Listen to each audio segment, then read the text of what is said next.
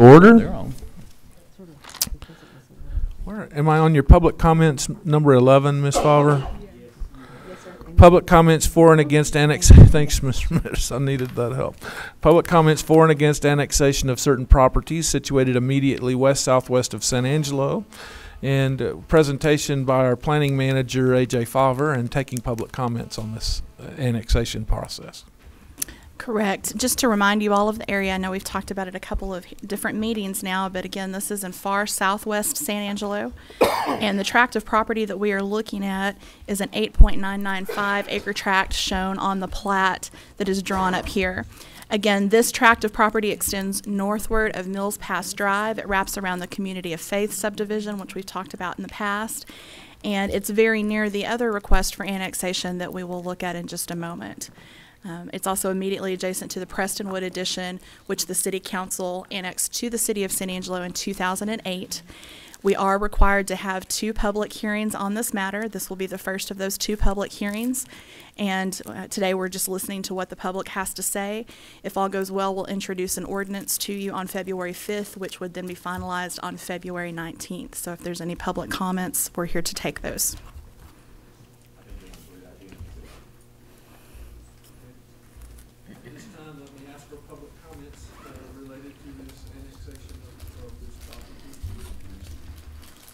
I meant for it to be on. Thank you, sir. I didn't hear a word you said. Who's supposed to be holding my hand today? Anyway, somebody's got to be in charge of me. All right. It's time for me to open this up for public comment for and against the annexation of this property. Is there anyone that would like to speak about this property and the annexation process? Okay. Any comments on this for the record from any council member? One of the things I'm noticing is that a lot of property I assume to be annexed into the city is not. So, yeah, I think Long time overdue, my comment. Absolutely. So you don't need a motion, or you do, or? Nope, No, no action. it's really a public comment action. Item number 12, this one also is public comments for and against annexation of certain properties situated immediately west-southwest of San Angelo. This one encompasses 20 acres, and it's close to Appaloosa Trail. Presentation by Planning Manager A.J. Fowler. Thank you. Yes, the 20-acre site is shown on this slide, the cross-hatched area. It is very near the area we just spoke about, which is in this area where I'm showing the pointer. This 20-acre section is also immediately adjacent to an apartment complex that is currently under construction, and this is a possible phase 2 of construction for that property. We had our first public hearing on December 18th. We had no comments for or against, so today will be the second public hearing, taking comments from the public. And if all goes well, we'll introduce an ordinance to you for action on the 22nd of January with the finalization of that annexation on February 5th. What will be the zoning when it comes? The city ordinance for the City of San Angelo states that all property that is annexed immediately is zoned ranch and estate. That is generally because you see less development around the outskirts of the city. It also gives the time for the city, per the local government code, to really assess what the zoning of the property should be.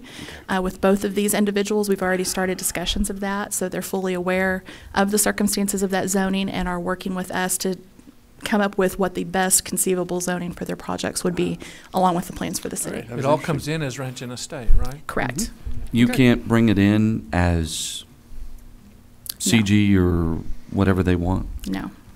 No. Okay. And we have to act on it after it comes But in. we have made them aware of that, and we've put that into the timeline, so they are expectant of this. They're going to do a conditional use, so that, because those are a lot of fun for us. So, anyway, all right.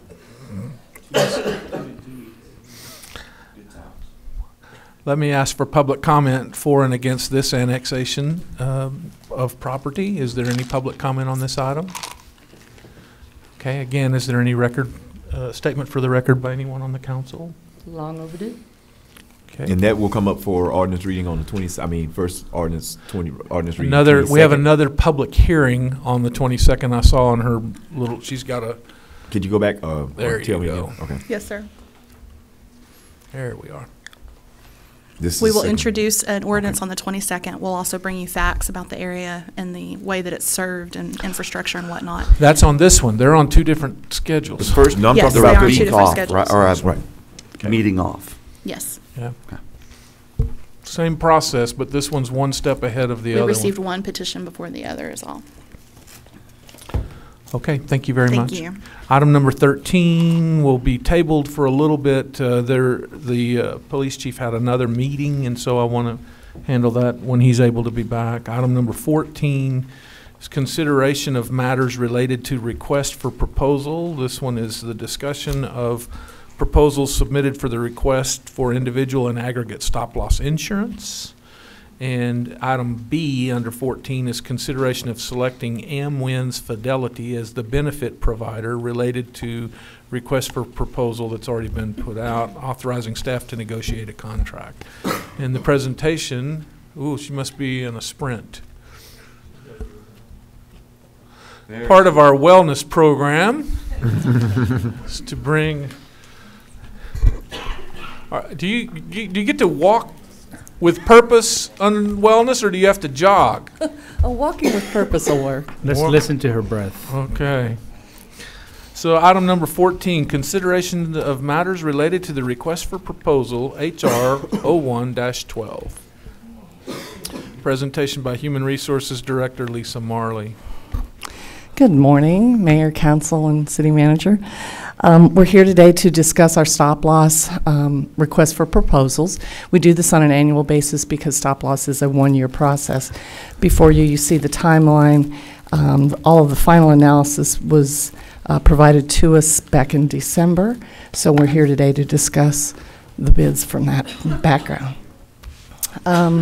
As I mentioned, it is a single-year contract, and if you recall, this is the insurance that protects the city from large claims. There's two different types of stop-loss that we are going to be considering as a complete package today. The two are aggregate and individual. And if you remember, the aggregate stop-loss is a combined total of all claims. When they exceed 25% of the anticipated claims, then the stop-loss kicks in. Individual exposure is just a single claim that is catastrophic by nature and a high-dollar claim. There's a variety of contract terms that come along with stop-loss. I've listed three of the most common ones here, a 12-12, a 15-12, and a 24-12.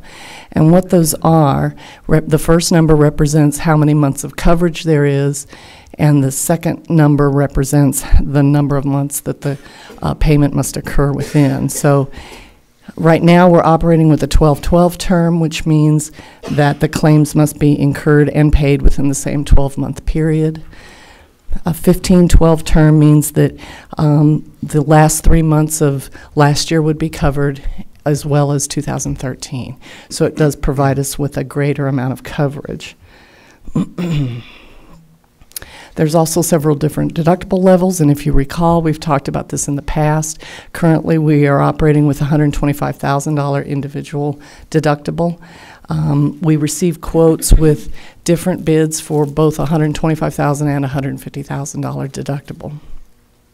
In the past, we've looked at this as something that we would consider once our fund balance became a little more stable, and to see how we were operating under our new health care plan.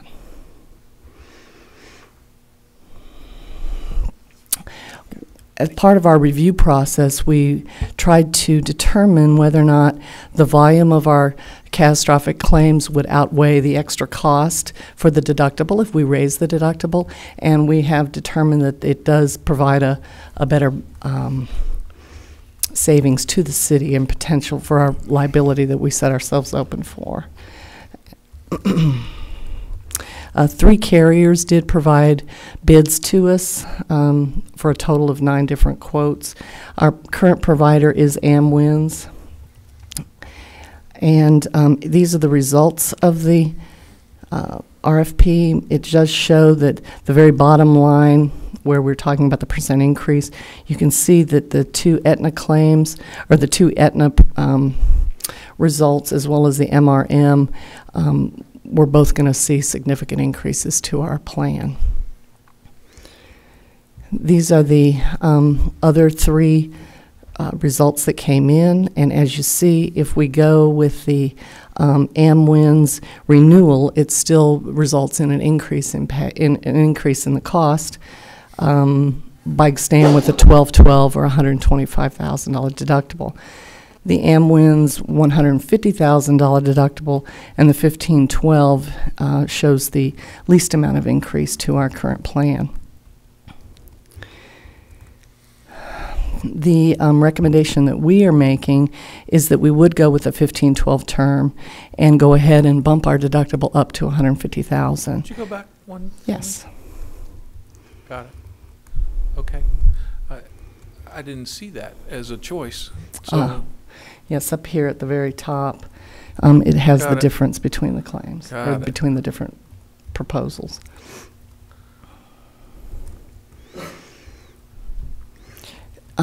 We've calculated these numbers, the 49,000 here that shows the increase that it would cost us is actually a little bit high.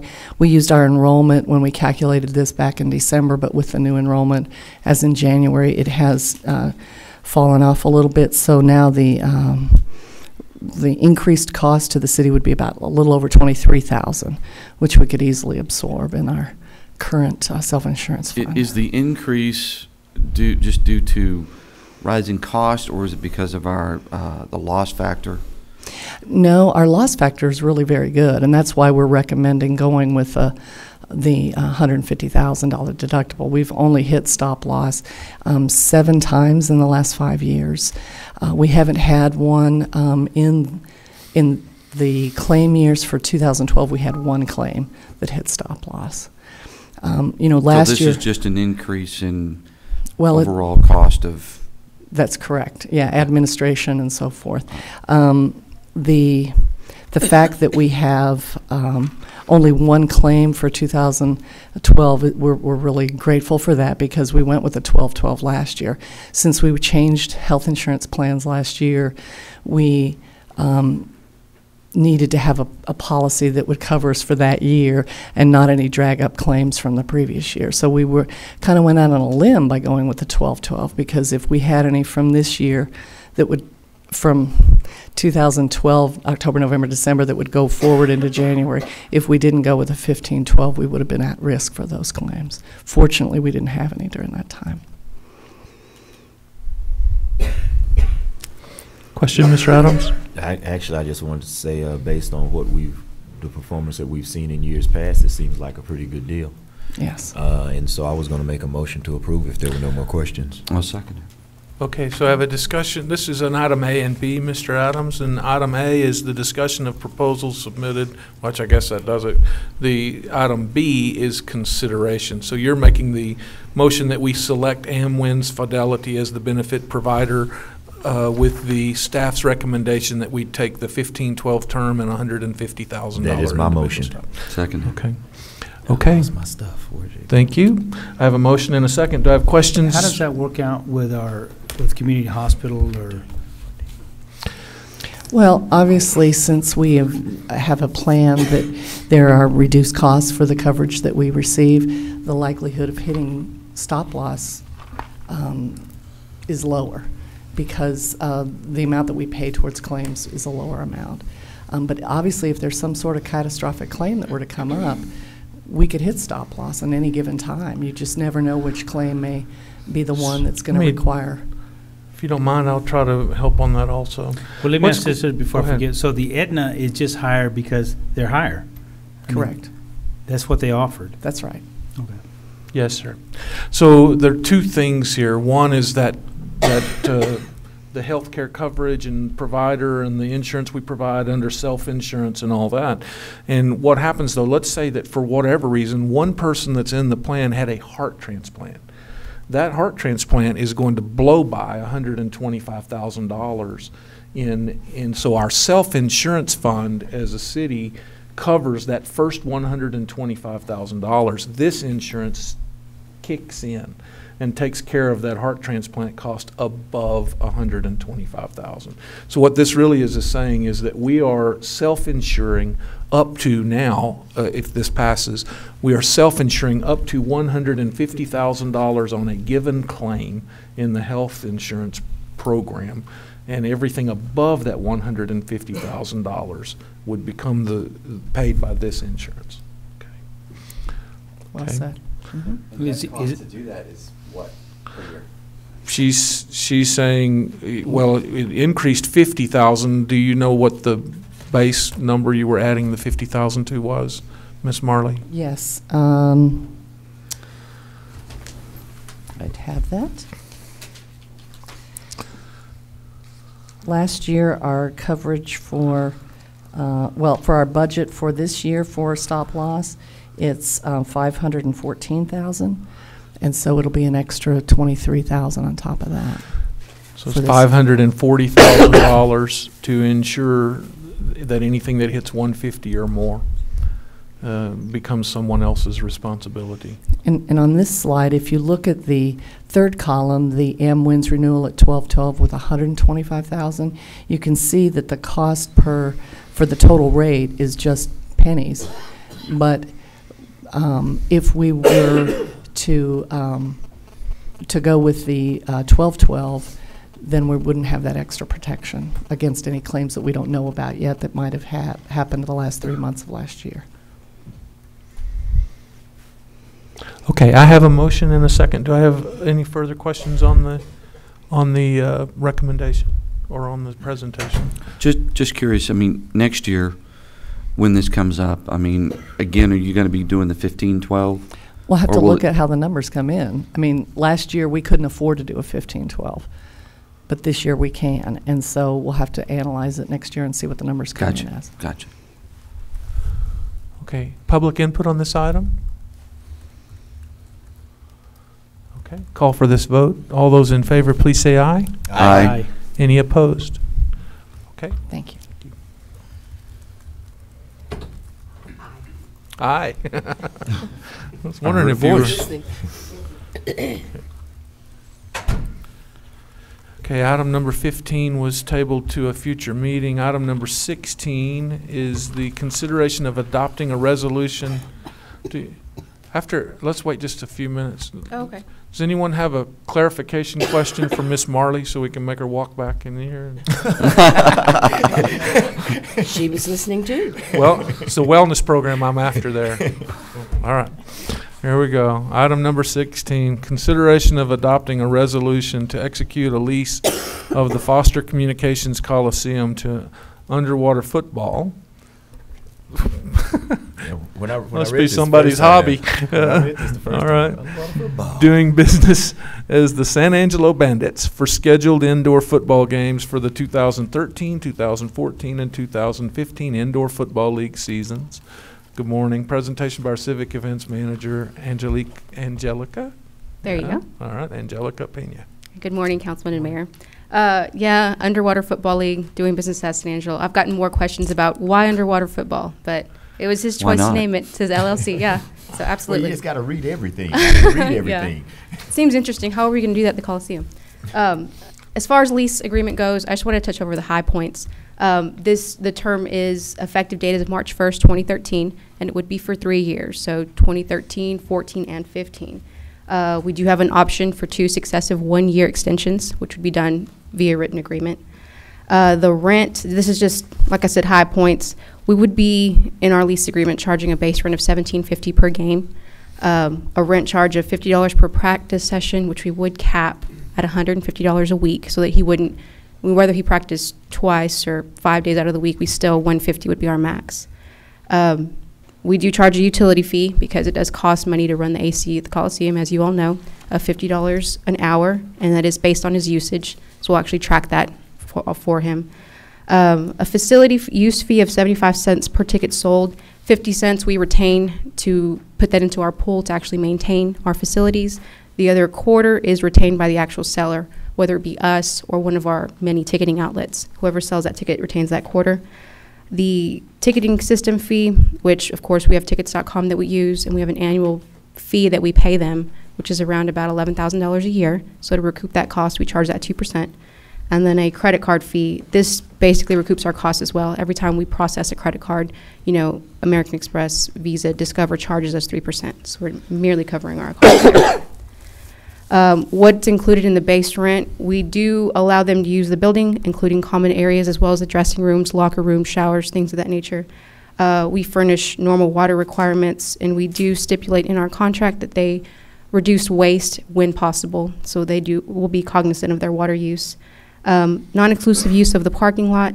We do provide one manager on duty at the game, which is at the Bandits' disposal pretty much. When they need anything, they'll call the manager on duty and they'll handle that. We do also include 2 restroom attendants to provide janitorial services, change out toilet paper and things of that nature. We ensure the facility is clean on game days, and we do provide a storage space for all of the turf, the railing, and all of that there at the Coliseum. And we also provide the setup and tear down of the turf, because there are going to be times during the year when we have another event, so we'll need to take down that turf to allow for the other event to take place.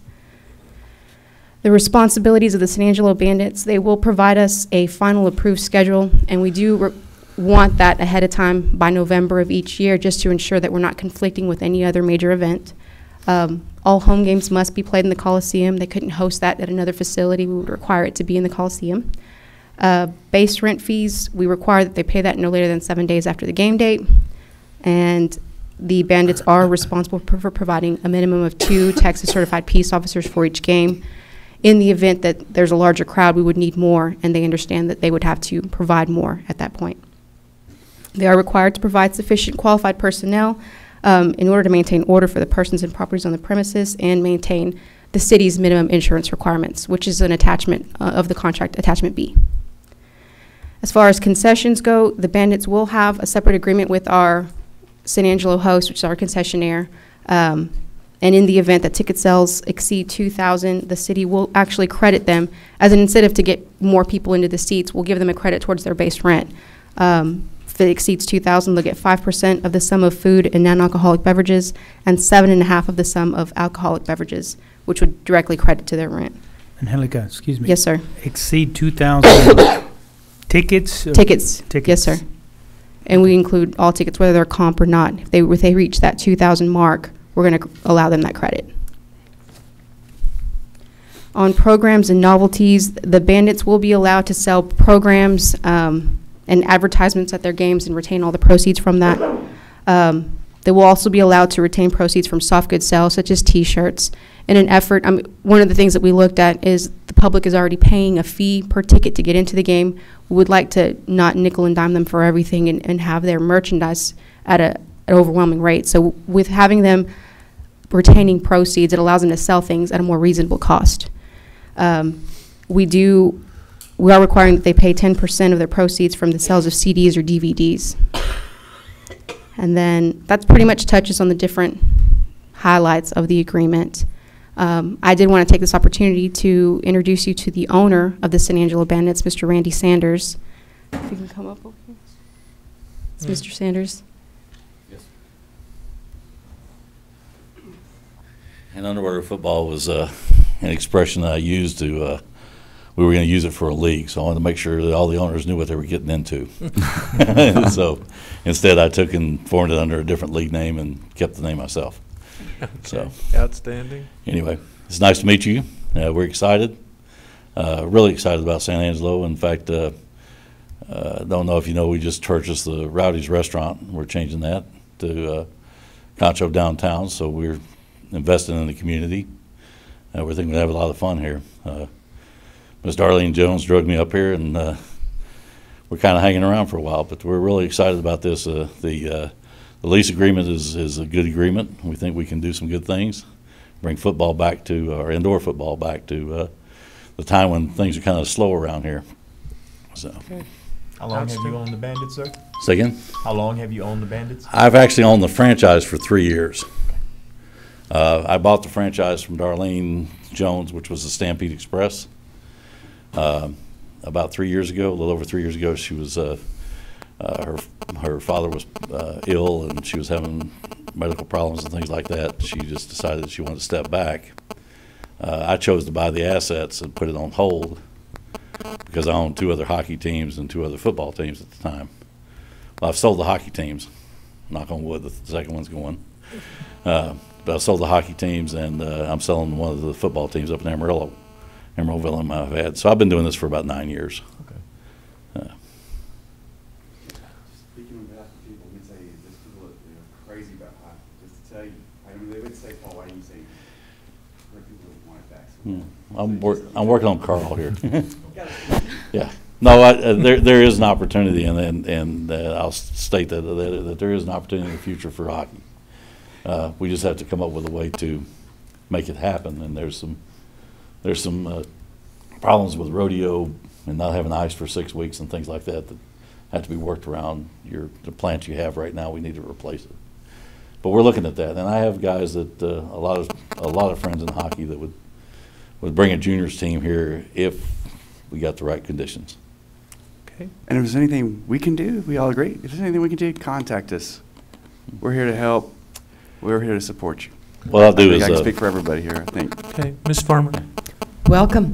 Thank you. Absolutely. Good to see you again. Absolutely. And, I think we painted your seats red, by the way. Thank you. By the way, nobody else I gets just them. wanted to make sure that everybody knew that I've already done my advance. Yes, ma'am. I definitely love indoor football. It is a blast. Yes. It's a lot of You fun. have to be precise. They've got to be exact. There's no wishing. It's fast and furious. It's only 50 yards long instead of 28 yards wide. We have dasher boards that, and by the way, we have an insurance policy that does similar to what you guys do. But anyway, it's a very exciting game. It's like hockey on turf. And I've never skated in my life. I was born and raised in Texas. The only time I've ever been out there on the ice is to take a team picture, and I made the coach and the manager take me out there and bring me back. So, but I got involved in hockey, and then I realized that born and raised in Texas, I started watching indoor football, and so I bought the Dusters and then the Venom, and now I own part of the Abilene team, and then I own the San Angelo team, lock, stock, and barrel. But San Angelo is where I've decided to light, and we're looking forward to it. March 16th is the first game. We're going to invite the mayor to come out and flip the coin. Outstanding. So, and one more request. I'd like to see him kick a field goal. Yeah, good luck with It's it. difficult. And this goes out to anybody on staff, anybody with the Rodeo Association or Hassett Sales Tax, Costa DC. If there's a way to get you a permanent Jumbotron, let's get it done. That's how you support them. And I think the fans would like it too. It get more fans out there. It makes it more interesting when you can look up at the replay and see the ref just screwed up, and and boo, and it's just fun. It makes it funner, and I think we could do that. So booing the refs is what you define as Yeah, fun. they enjoy it too. Right. They get paid. It just makes it, what happened just now? That guy, what did he do? And you look up at the Jumbotron and see it. Right now we don't have a permanent. We have it for the stock show, but not for the football. And I think we should have it for the football. So that's just me. thank you. I'd love to have one. We actually took in, there's also alternatives to that. We put in 4 big screens on the corners with back projection, and they're still working towards doing replay. It takes six cameras for the replay is a requirement. So, but it's getting down, the cost of this equipment and stuff like that is coming down to a very reasonable rate and very compact. So now it's where we used to have to $50,000, $60,000 investment. Now we're talking $15,000 to $20,000 investment. Well, there you go. So if you guys need help with that, I'll be He glad. doesn't even take council approval. Well, I'm trying to make a motion, but everybody, I'm trying to make a motion. I'll be quiet, I promise. I'd like to make a motion to approve as presented. Second. All right. Well, thank you and welcome to the community. Thank you. All Thank you very right. much. I have a I have a motion que- and a and I- second, and and I have then a I'll question. ask for comments. Mr. Silvas. I just wondered how long your season is, or how many teams are in your league? Okay, right now we have 5 teams in the league. We had 7 when we started this season. We asked 2 of them to step back because of financial problems that they were having. So we have 5 teams in the league this year. Next season we'll have 8. So it's going to fluctuate up to 16 as we get more and more. This is the Lone Star Football League. Lone Star Football League, we only have 1 team in New Mexico, and that'll be the only team outside the state of Texas. So it's a bus league, so therefore the cost and things like that are more reasonable And, you know, you can lose a coach, you can lose a player, but you can't lose an owner. Once the owner gets to where he's spent too much money, he goes away. We know that. We want to keep this here. So we're going to play in the state of Texas. There's 31 venues in the state of Texas that we have the potential to play at. So we think we've got a good business plan. The last two I have, what days do you play? What days are your games? And then what did you say about Rowdies? I missed that. Oh, that was my plug. So it's going to be called Concho's Downtown. Rowdy's restaurant up the street here. Gary got into some trouble and had to step out. I've stepped in and bought out all the assets, and we're opening a new restaurant. And it's called Concho's Downtown. It will be open hopefully at the end of the month, depending upon how the TABC treats me. Okay. So we're working on that. But we play from March 16th till the end of June. The playoffs will be, actually we have one game first is our last game. And we'll have the playoffs hopefully here in July. And we play 6 home games, and we would do 1 preseason game, which will be in Abilene. Now, one of the advantages is, as a season ticket holder, you can go to all 13 games we play. So if you want to go to the game in Abilene, you call our office, we'll get you a seat in Abilene for you to go up there and attend the game. Laredo, Abilene, Amarillo, New Mexico, and us. So you typically play weekends or? Saturdays. Saturdays. We try to play Friday, Saturday, or Sunday. We'll play one Monday night game, which will be Memorial Day. It'll be our military appreciation game. It's a great Monday night to have a Monday night game. And you'll see a lot of advertisement on that. We do a lot of radio, a lot of TV. So and we'll have military appreciation. We'll probably do specialty jerseys and get the Air Force Base and these guys involved. I'm talking to the Marine Corps and those guys to sponsor that game. Have you ever worked with any youth groups, for example, the Boys and Girls Club, to let them in? Or? Absolutely. Okay. This year, our first year out, I haven't taken it on, but we in Abilene we have a indoor youth league that plays on the same days. And what we do is with the Coliseum up there, we get the Coliseum for the whole day. So at 8 o'clock in the morning, the youth groups get to come in and play indoor football by our rules in our season, which is off season from them. It helps the kids, it helps build their strength and their accuracy and all this other stuff. So they get to play before us, and then right before our game, 2 hours prep, we shut them down. And then eventually, when we have all the teams in place, our goal is to take and establish indoor football teams at each city. And at the end of the year, the championship teams will bring their one of their indoor team, youth leagues, with them to the championship game, and they'll get to play the game before our game. So very much in the youth, absolutely, very much in the military. You'll see right now I have scheduled, and I have to consummate it on one of our games, we'll have 2 flag football teams, or 4 flag football teams, 5 and 6 year olds playing on the field during halftime. So can't miss that. That's going to be a lot of fun. Other questions or before I call for the vote? Okay, any further public input on this? Okay, thank y'all. Thank you. Call for the vote. All those in favor, please say aye. Aye. Any opposed? Do you want to go back to 13? Detective Fant? Yeah. You want to do 13? So he doesn't have to come back? Are you going to do 13? I think the chief was hoping to make that presentation himself. That's fine. We didn't want you to wait on us again. Well, I think it's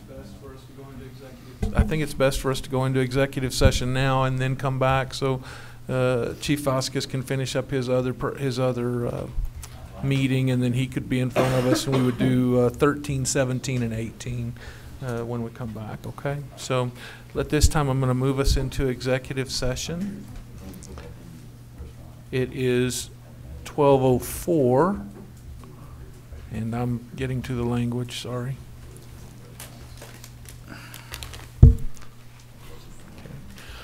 We'll move into executive session under provision of the Government Code Title V, Open Government Ethics, Subtitle A, Open Government, Chapter 551, Open Meetings, Subchapter D, Exceptions to the requirement that meetings be open, Section 551.072, to deliberate the purchase, exchange, lease, or value of real property, and under 551.087 to discuss offers of financial or other incentive to a company related to conducting economic development negotiations. Okay, we are adjourned to executive committee. I call the meeting to order and ask that we start regular session again. It's at 1:19. The first item on the agenda to consider is item number 13. Consideration of awarding a bid for police patrol vehicles. And we have a presentation today by our police chief, Tim Vasquez. Good afternoon, council. As you have the background information in regards to the purchases that we're asking for, I'm here to answer some questions, and if you would like, I can go over a quick overview of why we're considering the Tahoes. I definitely want to hear this. Okay. Over the years, we left, and I'll give you a brief history. We were driving the Crown Victorias for quite a long time, and they were the V8s.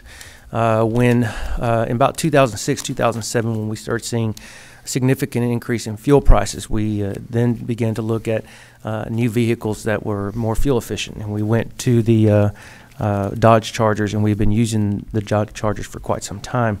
Initially, we had quite a few issues when they first came out. Most of the Chargers, when they first came out, needed some type of repair work, and there was brake issues for the first 2 years, and then there was a radiator issue, and then I think the current issue right now is the fan is flying into the radiator, which is something that's standard that many departments are dealing with. We've had some better fuel efficiency with that vehicle. We also have had it's, we like it because it's a front wheel drive and it's handled better. The Crown Vic, if any of you have ever driven those at 110 miles an hour, you know that the back end gets kind of shaky a little bit sometimes. So the Chargers handle better, and we've been very pleased. Well, I say not very. We have been pleased with them. We have not been pleased with the service that we get while they're under warranty. We have some vehicles that go back multiple times. Not to disparage the repair shop, but it hasn't been. It's when I have a car that's out, it doesn't do the citizens any good, and it doesn't do us any good either. So that's kind of where we're going now. Over the last few years, some agencies have been experimenting more and more with the Tahoe package, and we moved to Tahoes a few years ago with our K9 units. Number one for ground clearance, and number two, they usually go in areas that we wouldn't normally take a patrol car. We've been very happy with those in regards to the cost of utilizing one of those vehicles. Plano is probably the poster child of the Tahoe transition for PDs in the state of Texas. They're so proud of the study that they've done with it that they've posted it on their homepage for their website, and it's been there for quite some time. Abilene just recently moved 3 or 4 weeks ago to the Tahoe package as well, after also doing the same research. I'll go through some of the background information very quickly. We think that it is more operational for what we're trying to accomplish. We like some of the features that this has. Number one is the climate-controlled entire area. Right now we put all our equipment, or the majority of the equipment, in the trunk of the vehicle, which can reach 150, 200 degrees in there. And, that's where we keep our radio equipment, our recording equipment, all those kind of things. And so being inside the vehicle itself we believe will be helpful.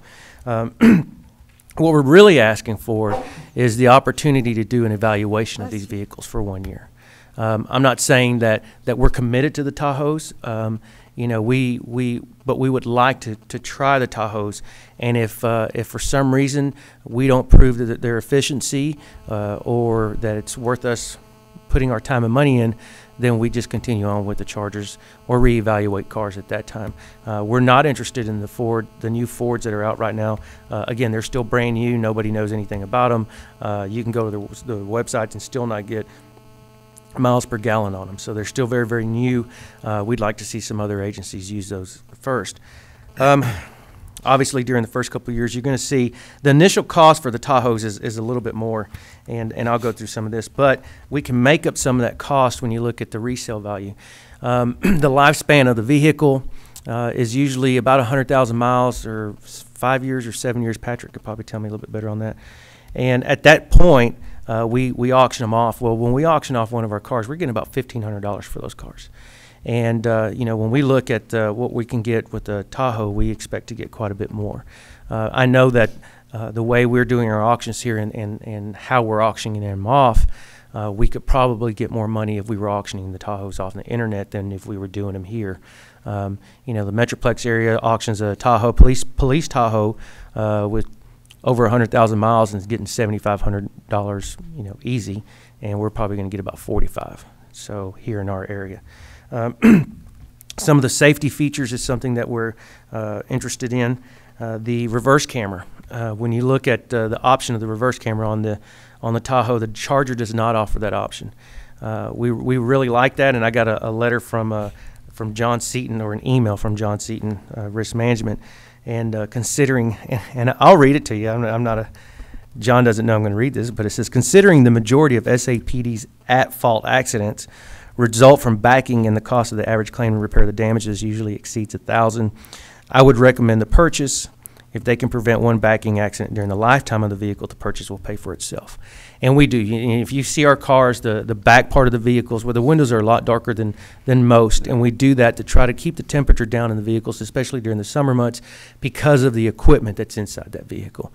None of these vehicles, especially when you throw a cage in it, are easy to see out the back, and trying to be sure. And we've instituted some things to try to get the officers to be much more careful when they're backing, but a lot of our accidents are backing. So we see that as an advantage. That's an option that we have with the Tahoe that we don't have with other vehicles, and that we would definitely recommend that if we do this, that we also do that feature. When you said SAPD, I thought you were talking about San Antonio. Yeah, yeah. Let's see. You know, again, I talked about Plano, Texas, and their higher resale auction value is something that we find intriguing. The lower maintenance cost. We've had a couple of Tahoes for a while.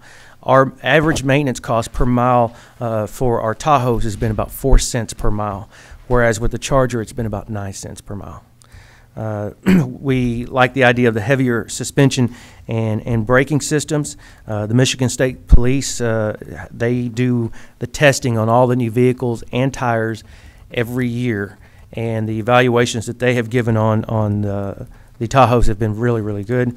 The deacceleration of the Tahoe is at 29.7 feet per second, whereas the Charger is 29.9 feet per second. So you can actually stop just that much quicker with the Tahoe than you could in the Charger. And so then one of the questions would be, with the heavier suspension or in a little more elevated vehicle, what is is it a viable pursuit vehicle? Chevrolet has made this vehicle as a pursuit vehicle. We have taken the vehicle out on the high-speed track. The vehicle was driven by one of our instructors, and he outperformed the Charger in the Tahoe. But after about 3 times through the track, the tires that were on the Tahoe were obliterated. And so because the Michigan State Police has done testing on tires and which tires work best on which vehicle, we would probably make a recommendation to move with a better tire than what comes out or what was on the tires during that testing period. Again, climate control, storage capacity, that was something that we talked about.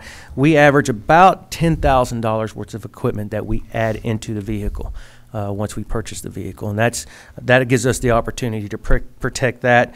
Along with that, from the electronic portion of it, we have our tent meters, our shotguns, our rifles, our ammunition, and any other equipment that the officer may need is usually sitting in the trunk.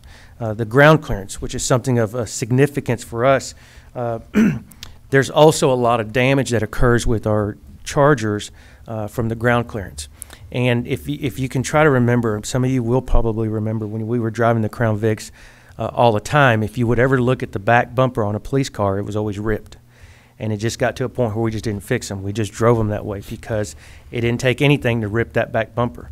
You'd go through the median, and it dragged that bumper, and it would just rip the bumper, and so we just quit fixing those. So you would see 2 cuts down the sides of the bumper. We've had some issues with the Charger. The Charger's ride's a little lower. We actually have one apartment complex in town that the speed bump's going in that even if you stop and roll over, you're going to hit the bottom of the Charger on that speed bump. And we have had a lot of undercarriage damage on our vehicles. Sometimes we notice it, sometimes it's days later, weeks later, but we've had quite a bit of that.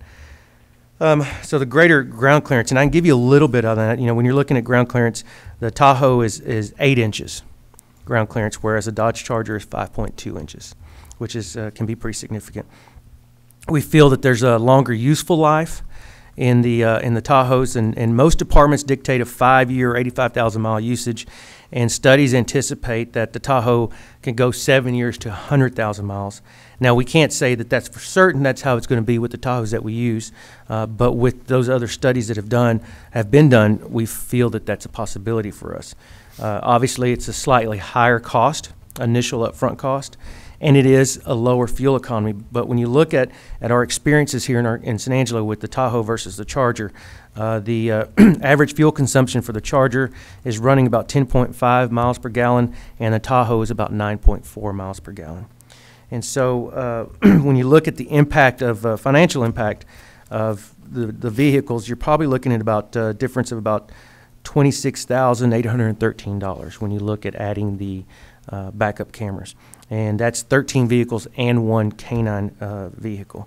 That's if we add the reverse camera. So when you compare that to, that's the additional cost, but when you compare the difference between the Dodge Chargers and a Tahoe, to the Tahoes, you're looking at roughly about $67,000, give or take a few dollars.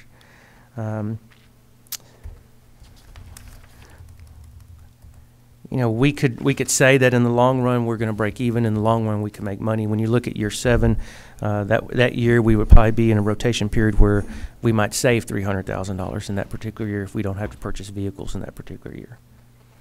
And I'm ready to answer questions. First off, I would like to say that the information that you have in front of you, the staff, Patrick has helped out on, but Chief Fant has done an outstanding job putting a lot of that information together. Outstanding. You have questions for the gentleman? I'd like to make a motion to approve, if there are no questions. Second.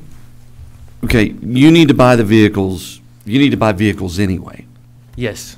Okay, so really the only difference is that we, instead you're of looking buying for Chargers, a Tahoe versus a Charger. Yeah, you know, this That's year your we're going to buy. real issue. Yeah, we're going to buy cars. We buy cars every year. Understand. And so as we rotate those old, dilapidated cars out and bring in new ones, instead of purchasing Chargers, we'd like to buy the Tahoes and give those a run and see if they're beneficial to our department and to the city. And just as a point of clarity, we're not replacing 13 new cars with 13 new cars. We're rotating out older cars. 13 old ones. We're rotating 13 cars that we're going to be rotated out. Right. Anyways. So we're not just adding. So regardless of what we buy, we got that many cars that are going. Got it. Okay. I've noticed in the Metroplex that I've seen in Plano, I was there a couple of weeks ago, in Dallas and in Arlington, I saw Tahoes and policemen were driving them, but I didn't know that they were actually going to the Tahoe. I just thought they had a couple of units that they used around town. So that's good to know. Yeah. Okay, Ms. Farmer.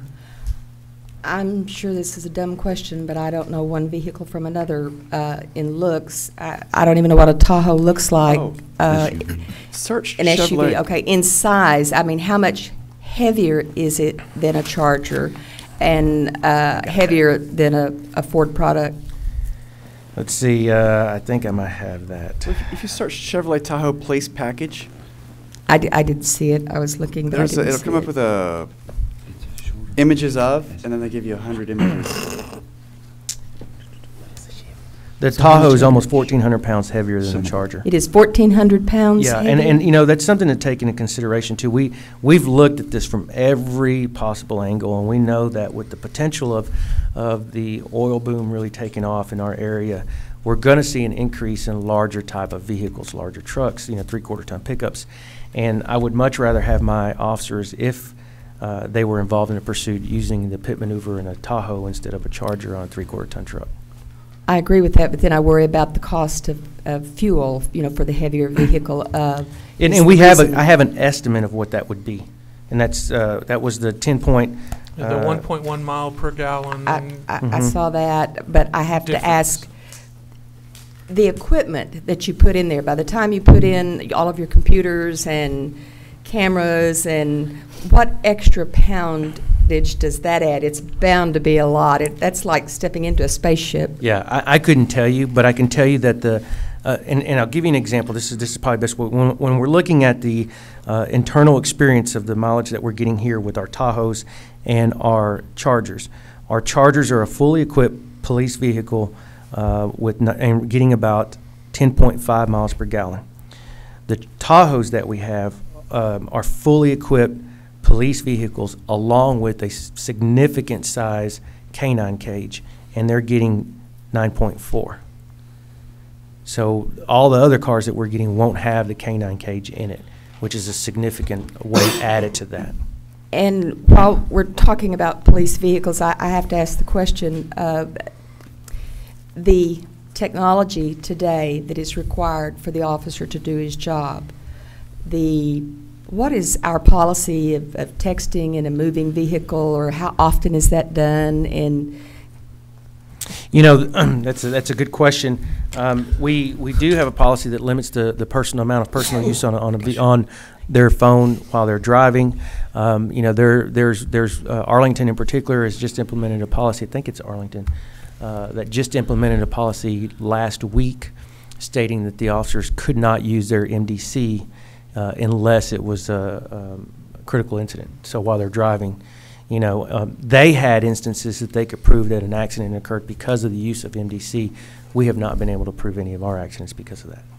So there's more room, I would suppose, behind the wheel of a Tahoe versus, I mean, you're talking about a cockpit seat that's got all of this technology that they've got to drive, watch out for people, and watch their speed, and type and receive reports. So there's more when you're looking at absolutely. When you're looking at the headroom is about 41.1 inches, and in the Dodge Charger is 38.6.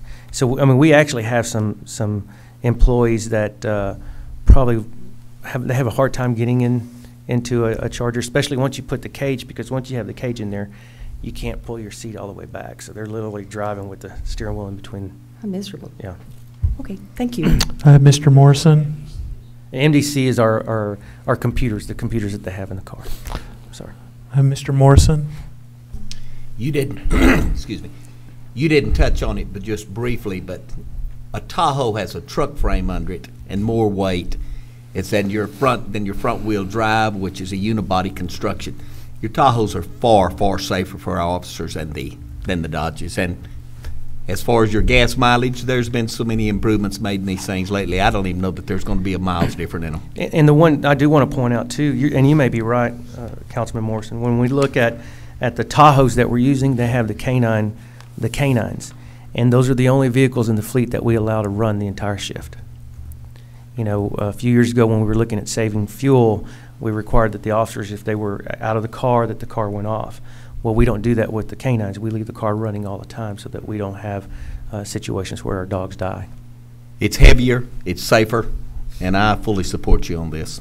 Thank you. Is there a motion? I made it. Okay. Okay, I had a motion from Mr. Adams and a second from Mr. Alexander to approve this as presented. Is there other comment up here, Mr. Silvas? I had a question, Chief. So the number 13 is what you replace every year anyway, right? It depends. Patrick could probably answer that better if he's. I know he's back here as to how many cars we have a number that we try to get to, but we don't just replace cars just to replace a car. If we have, if I'm not mistaken, if we have 16 that need to go and the money's there, we're going to replace 16. If we have 10 that we're going to replace this year, then we're only going to replace 10. So it's depending on the need of the time for the rotation. How many Chargers do you have now? 105. Wow. And then do you, it says here in your presentation that once you go to salvage or auction, you will sell them for $1,500 each? Well, we'll sell them for whatever we can get for them. It's an auction. Yeah, I mean, we'd like to get a lot more than that, but you know, I think the average price that we've been getting has been about $1,500. And we still have Crown Vics that are actually we're moving off the fleet. I do remember the rear bumpers that you were talking about. Yeah. I- You see I the always police car wondered. and they're just flapping. I always wondered why. Other questions for the gentleman? 13 out of 105, right? So, I mean, you're talking about a test. That's a reasonable number. I myself would be more comfortable if you were buying about half that many to watch and half of the others and moving on, because I really like crawl, walk, run. I also have some real concern about the increase in cost, and I prefer that we do things to drive down the size of our organization, do things to drive down the cost of running the organization, because that's what allows us the opportunity to pay people, to provide benefits, to do those things. And in that mix, you still think it's worth spending more money for these vehicles, each vehicle? I think when we look at the amount of cost per mileage, the resale value, the safety features, I do believe that in the long run, there's a potential for us to have a cost savings. I do believe the minimum will break even or very close to even, but I think because of the benefits that we see with this type of vehicle, I think that we should, at the very minimum, be trying them out. And when we're looking at what we're going to do with these 13, I think we're probably going to give a couple of the supervisors to see how their usage is totally different than the usage of a patrol guy responding to hot calls all night long. And so I think that that's kind of what we're wanting to experiment with and get a true all-around testing of what we're getting from these cars. One of the reasons why I was saying it'd make me more comfortable if you were buying 6 of these and 6 of something and giving one supervisor this one and one supervisor that one and so forth is part of what I was talking about. Anyway, okay, if there are further questions or not, then I'll call for a vote. Mr. Silva? I have one. Chief, again, the test or trial that you talk about is us purchasing these and you just putting them out and trying them. That's Absolutely. the test. Absolutely. Yes, sir. You're not saying a year later, if we don't like them, we return them? No, we're going to be stuck with them. Right. Yeah, I mean, we're buying them. They're going to belong to us, and we would keep them for the life. But at least then we would know it, in a year if we want to move back towards the Chargers or something different. But I know that the K-9 units have been very, very happy with the performance of their Tahoes. They're hardly ever in the shop, and which says a lot too. Having them out on the street and having them available, and the fact that other agencies have done their own studies and they're moving along with them, I think is kind of something we should keep in mind. And DPS is using them too, right? Yes. I've seen them out there. But they're not using them exclusively by any, I mean, Right. they have new cars as well as new, so. Okay, do we have public input on this item? All right. Next year, Tim, if you want more of these, I would suggest buying 10 more. If it's the same situation, you need 13, and buying 3 of another vehicle. Always be testing something. And that's where Alvin's coming from. I think this year you're sold on this one, but next year force yourself to keep researching and trying out vehicles. Well, and that is something that we have a discussion every year. We go through the evaluations of what is come, and Michigan State Police and Los Angeles Police Department, they do some very heavy testing on their vehicles. And so we rely a lot on the research that those two departments do and provide for the rest of the country. And the majority of the country looks at that. And, I want to say that it would have to be a significant benefit for us to move to something else. We believe that the options and the benefits that come with the Charger or with the Tahoe are worth us trying at this point. Well, and that's one of the points you're making, sir, is correct. I mean, our maintenance facility now has to have new parts, new training on a new vehicle, and so forth. Right. In other words, when you run one fleet of one vehicle, it's the cheapest way to do things. Southwest Airlines. And so, I don't want us to be too movement oriented, but again, you've made your case, and Well, I think we'll also everyone's- be under warranty for a while, so the Chevrolet House will be doing the work for the first few years. Okay. Someone remind, don't we have a rotation policy as to how often we rotate it? Is it once every 3 years? No, or- it's once every 5, 7? Okay, so about 6 or 7 years old, or 85 to 100,000. We have some vehicles out right now in the Lake unit that are over 100. Okay. Outstanding. Other questions for him before I ask? Don't you have some Tahoes out there? We do. They belong to K9 units. K9, that's right. Okay. Again, did I ask for public input? Did I have any? You Okay. did. Let me call for the vote. Okay. Aye. Okay. All those in favor? I'm sorry. It's all right. All those in favor, please say aye. Aye. And opposed? I'm opposed. So, You're opposed? I'm opposed. No Aye. way. No, I'm just joking. There That's we okay. go. That's okay. 6 minus 1, so there Thank we you. go. All right, thank y'all. Idiot. I think the Chiefs go. need to get Camaros. I said, I think the Chiefs need to get Camaros. You guys can make it to the scene quicker, yeah. Number 17, discussion of residential customers' water consumption information. Presentation by our Assistant City Manager, Michael Dang. So, Mr. Dang. Thank you, Mayor. Good afternoon, Mayor and Council. I want to follow up on water usage patterns in the sample month of November of 2012.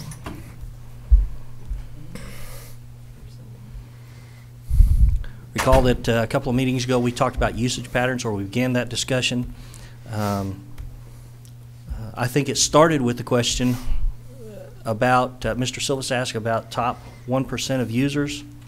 What we've done is selected the sample month of November 2012. Recall that that's kind of a low usage month, but we had to select the month, so we went with the most recent data. Residential customers, we're going to look at customer consumption and customer counts. This is the customer count now. This is not, this is the number of customers at different levels. So for customers who used in the month of November between 0 and 20,000 gallons, this first line, this first row, 27,000 of our 28,000 residential customers fit into that strata. So nearly all of our customers were using below 20,000 gallons, 98% of them. And then you can move upwards from there. If you think about, we had a specific question, top 1%, that started for November at 27,000 gallons. So if in November you use 27,000 gallons, you are in the top 1% of users. So Mr. Silvas, there's part of your answer is where is that consumption? Where are those high levels of consumption for November? 27,000 puts you in the top 1%, which, I mean, we all have different ideas about what high consumption is, but we've talked about some very high numbers for consumption in the past, and 27 is not as high as we've talked about for very high consumption in the past. So I think a reasonable conclusion we could jump to would be that in November, the bulk of our customers were using relatively low amounts of water. Again, though, with the caveat that November's generally a low demand month anyway. November, we had rain in September, 1st of October. November is kind of dry, a little warm, right? To try to put perspective on things. Okay. Another view, if you look at it as a pie chart, there again, it illustrates that the bulk of your customers are in that lower strata. Now, if you look at consumption by range, in other words, of the total consumption, how much of it occurred in the different levels? It's a little different here because in those lower strata, or these strata down here where their higher consumption is, it's a higher consumption per customer, obviously, because they're using more. But still, 88% of your residential usage occurred by these customers, these 98% of customers in that first strata from 0 to 20. So you had obviously a higher portion of your consumption by these customers, but that's predictable. They're higher usage customers. But still not an extreme amount during this month by these customers. Again, an illustration, the bulk of your residential consumption illustrated here by this blue-green amount, or this blue-green portion of the pie, bulk of the consumption by those overwhelming majority of customers using in that lower strata. I had another question come to me. What amount of customers in our sample month hit that 3,000 gallons or less? And it's 39% of the customers actually were at 3,000 gallons or less. Wow. So the conservation message certainly was reaching folks during that month. Now, we haven't compared it to prior years to see how people are behaving, but certainly that's a high number of customers at that low usage level. And in a recent discussion, we had a council member Farmer observe that we bill in 1,000 gallon blocks. So Councilman Alexander used 3,600 gallons, let's say. We bill him for those complete 1,000 blocks. In other words, he'll get a bill for 3,000 gallons. There's 600 gallons that he used there, or an example customer used there, that doesn't get billed until the next cycle. And I think Councilmember Farmer wanted to point out that by billing in 1,000 gallon increments, that there's always some amount out there that doesn't get billed until the next billing cycle. And I thought that was a keen observation. You bill for 100% of the water used, but you bill for it in the 1,000 gallon increment. Well, that's the first part of that's not true. In other words, we won't bill for Well, you will bill for all of it. You just won't bill all of it this month. That's exactly right. There is. So in your example, 3,600, you billed for 3,000. The 600 works into the next 1,000. So if he did another 3,600 gallons, then 600 would be added to 3,600. He'd be at 4,200. You'd bill him for 4 and roll 200 forward. And exactly. So forth. And yes, ma'am. How I noticed that was a complaint. My district gentleman demanded a meeting, and he got it between the city assistant city manager and myself and Tony Fox. But in looking at his bills, he could not understand. He lives the same. He's average usage 3,000. He couldn't understand. September, he didn't live any different. October, and his bill was doing this each month. Mm-hmm. He would use 3,400 gallons, but he only got billed for 3,000. But then the next month, that 400 gallons caught up. Yeah. So I pointed out to him that was why. He wasn't actually paying for what he actually used, and he didn't like it at all because it looked like he was staggering up and down, and his meter wasn't working with his lifestyle. Mm-hmm. So I asked the question of that had to call Michael on vacation to ask him, why do we bill in 1,000 gallons? And nobody could tell me. Well, the short answer is that's the way most organizations do it, but we're looking for a deeper answer. It looks like there could be some possibility if council desired to go to billing per 100. It looks, our initial inquiries are that the industry standard is to bill by the 1,000. But that also means that we may be carrying on our books out there that number of gallons that we're not actually getting paid for. So their bill is, they get 28 days to pay it, but in all actuality for their actual usage, it could run into that 60, 70 days before we're actually getting paid for the extra 400 or whatever's being used. And that, I found people in my district that were very confused with that explanation, very confused. Mr. Adams. Don't some municipalities use use cubic feet? When for water, don't they charge by the cubic foot? I don't think so. I haven't heard of them charging by the cubic foot. What I've heard them, everything I've ever heard, that doesn't mean it doesn't exist, but everything I've ever heard has always been measured in gallons. I was doing some reading, and I was surprised to see that there are some municipalities out there that charge by the cubic foot, and I think it's like 7. Matter of fact, I was going to get with Paul on this. I think it's like 7.8 gallons in a cubic foot. But I also read what you were saying about in some instances, because I was trying to get to the bottom of this meter issue and how we were getting here and how we were having these problems. And through the research that I've been able to discover, which is not news to anyone, I'm sure, but as water meters get older, then it's like a washing machine or the motor on your car. Things become looser, and you actually are being charged for less water than you should be because it's getting older. And so then when you replace the meter, you're actually being charged for your actual use.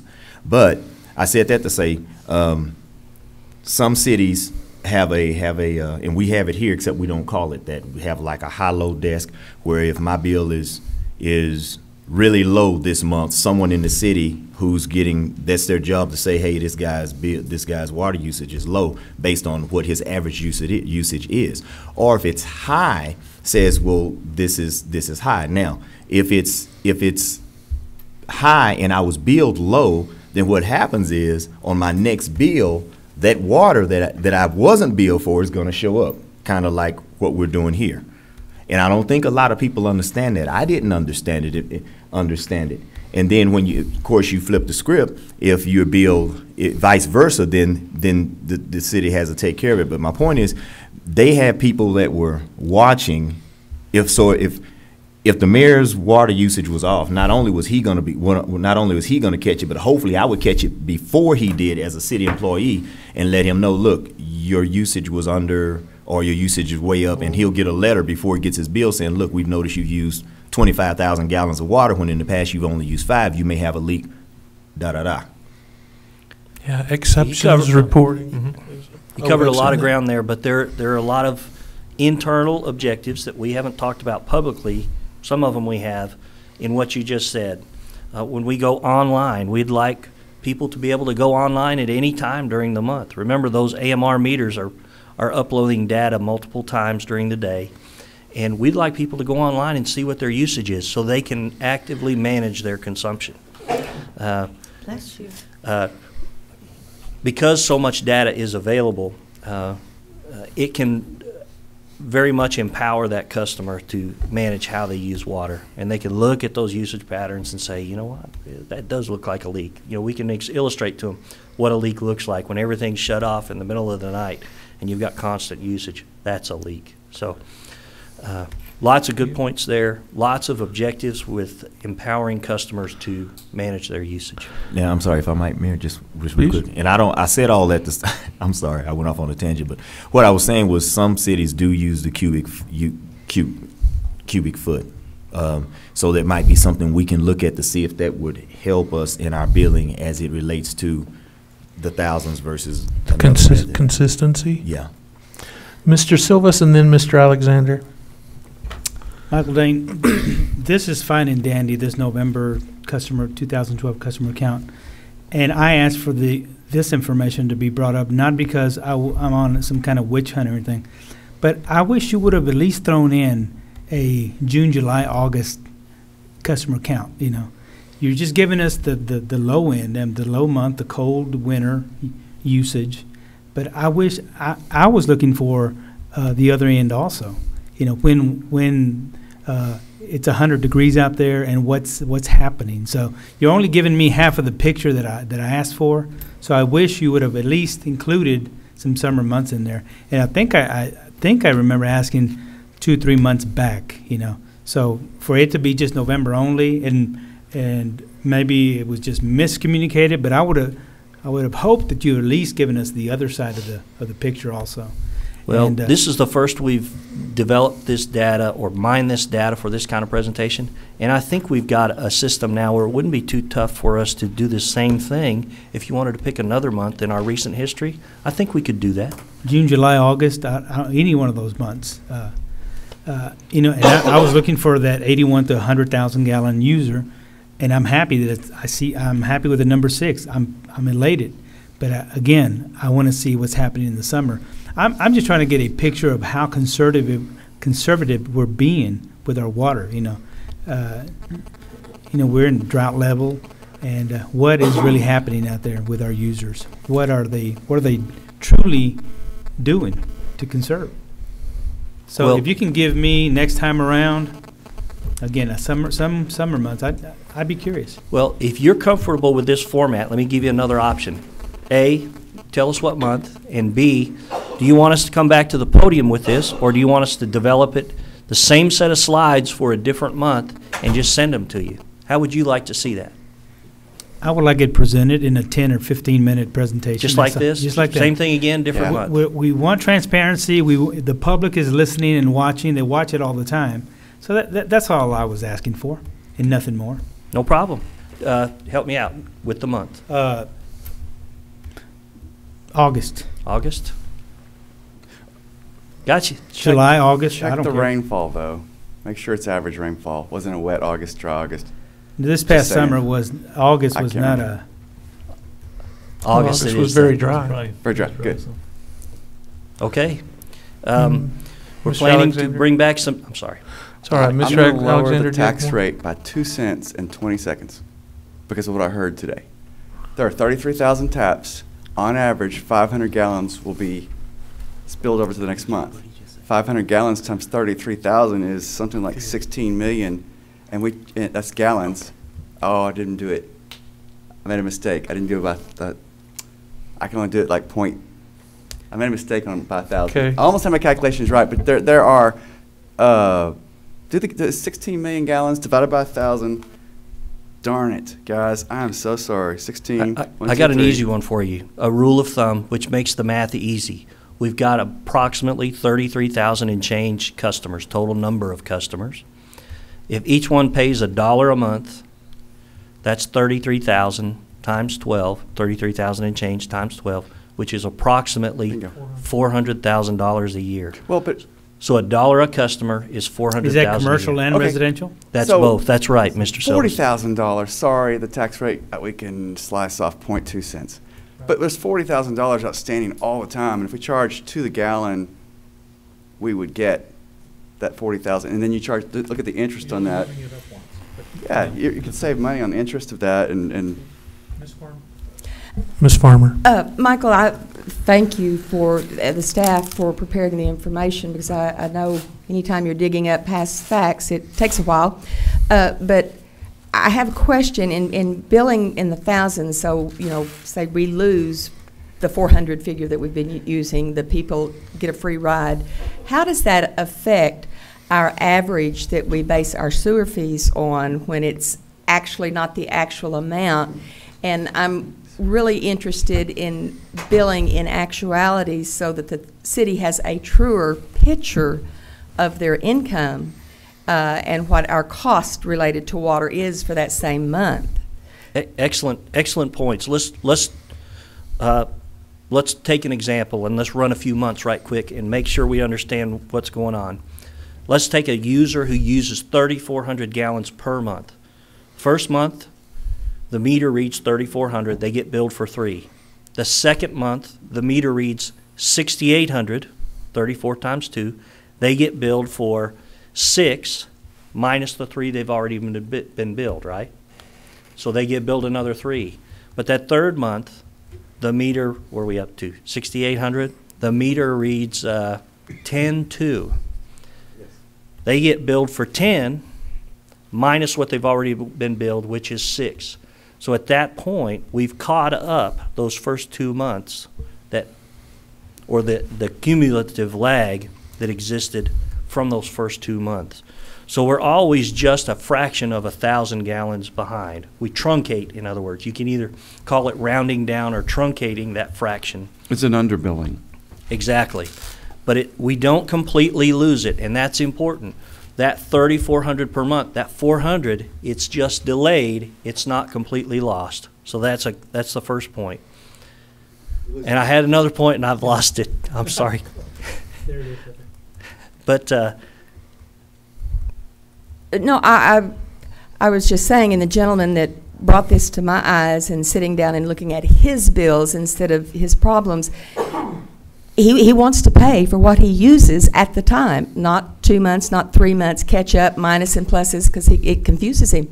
And quite frankly, it confuses me. I don't blame the public for being upset for not understanding. But from a policy perspective, then, Ms. Farmer, what you're looking for is direction to try to move us towards billing, usage. billing in Yes. the hundreds or billing in something that's closer to actual usage, right? I would like And- to know from today's meeting Okay, what it so- takes to accomplish that. Okay, so we're a little off topic, and let's do that as a future agenda item, okay? Okay. And we'll, also bring the interest gain, I think it's $60,000 a year. okay. Again, you guys have got something, But but I let's want, get. but I want you to research it. Let's get there and just put a little tick mark, and let's bring that back up in just a short amount of time. Okay, you have some instruction from Mr. Silvas, and he's the one that had asked for this, and I think we've done a good job. So let's move forward then to item number 18. Thank you. This is the discussion and consideration of the desirability for an independent audit and investigation of Water Utilities Department. Discussion and consideration of the objectives, the scope, and parameters of such an independent audit and investigation, and any action in connection thereto. Okay? So, Mr. Valenzuela and then Mr. Morrison, the two of you might handle this Okay. then back and forth for a little bit. I do want to point something out. Actually, I do want to acknowledge the fact that there were and there are issues that need to be resolved with the Water Utilities Department. These are issues that are currently being addressed to ensure fiscal responsibility within the department. There have been changes in leadership, changes in that department, and there's a strong determination to resolve any citizen concerns and improve customer service. I can assure you that we will put forth our sincerest and best efforts to correcting any shortfalls within this department. I know a lot's been said as far as the petition that had been filled out, and we understand that there are concerns, and we want to do everything that we possibly can to resolve those concerns. This isn't anything that we're taking lightly. This is something that even Mr. Ricky Dixon said in the back at this point that we've discussed numerous times. There are some problems that still need to be resolved, and we do comprehend that. But I do want to reassure the community and the public at this point that anything that does pop up, anything that is incorrect, that is a shortfall within that department, we're going to do everything in our effort to correct that. Okay, thank you. Mr. Morrison is as usual, it's requested by you, so how about if you start us off, okay? Okay. I would like to preface my remarks to say that if Mr. Valenzuela had said that 3 meetings ago when I asked for this audit, I probably would have accepted it and not asked for an audit.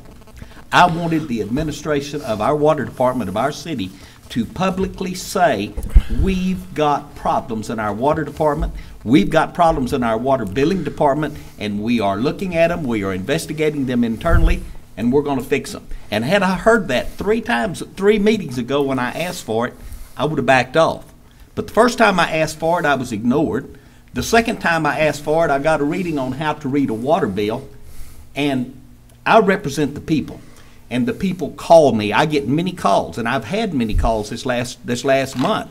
People that are frustrated to a very great extent with the way the water department has been billing, with the way the money is being used in the water department, with the expenditures in the water department, and it seems that there is no admittance from city staff, city administration, that there's even a problem.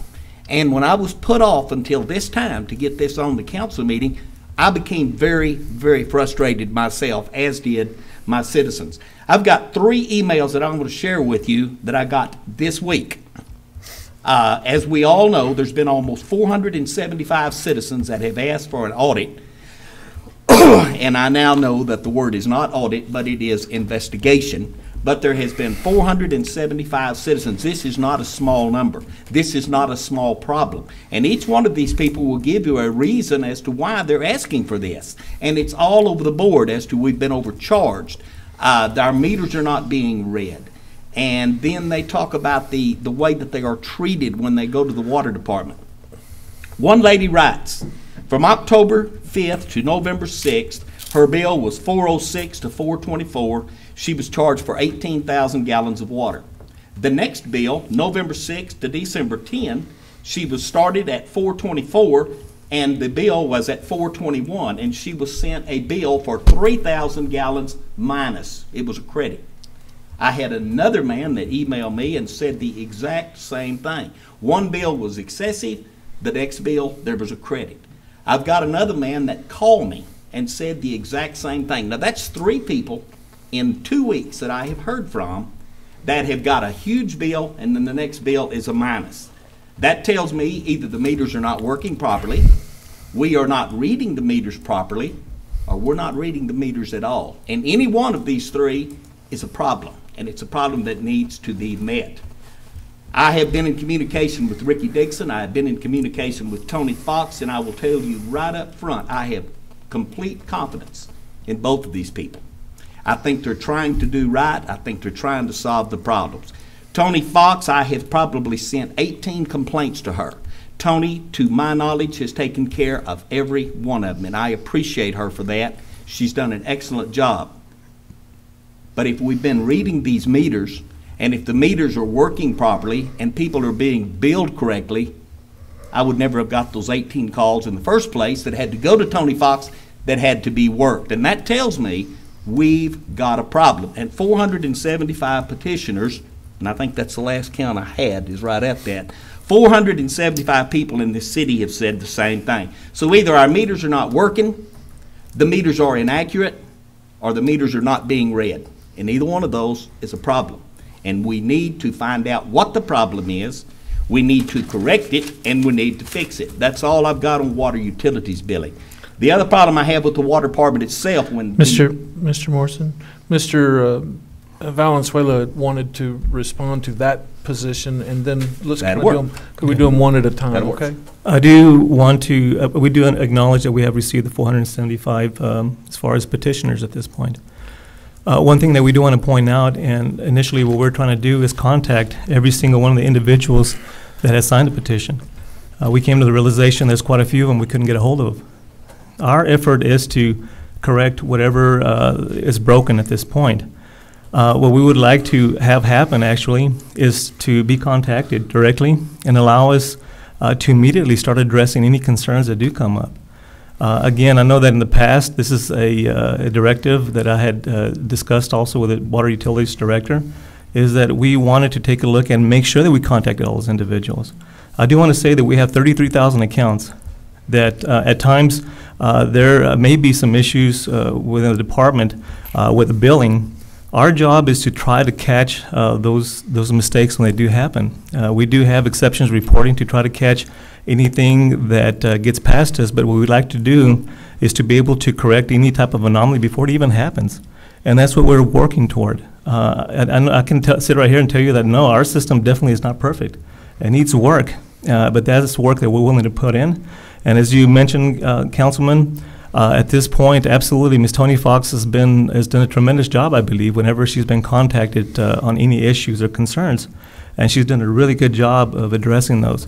And that's what we ask. If there's an issue that we can work on immediately, just call us, and that's exactly what we'll do. And that is our commitment to the citizens.